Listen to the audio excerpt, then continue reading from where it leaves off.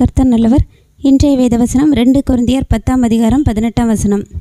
தன்னைத்தான் புகழுகிறவன் உத்தமன் அல்ல, கர்த்தரால் புகழப்படுகிறவனே உத்தமன். நம்ம பைபிளில் பார்க்கும்போது கர்த்தர் சில பேரை கொடுத்து சாட்சி கொடுத்துருப்பாங்க. சொன்ன மாதிரி கபடற்ற உத்தம இஸ்ரவேலன் ரொம்ப மிகவும் பிரியமான வார்த்தை அது. நாத்தான் வேலை பார்த்து ஏசப்பா சொல்லுவாங்க, கபடற்ற உத்தம இஸ்ரவேலன்னாலே அது ஒரு நல்ல குவாலிட்டியான லெவல்.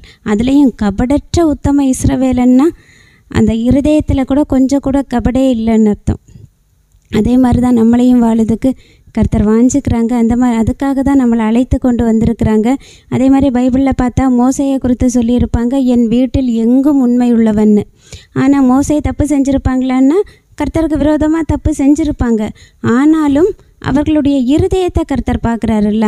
தப்பு செஞ்சாலும் அவங்க அந்த மனசு திரும்பி கர்த்தரிடத்தில் வரும்போது அவர் அந்த தப்பெல்லாம் பார்க்க மாட்டாங்க. அவர் என் வீட்டில் எங்கும் உண்மை உள்ளவன்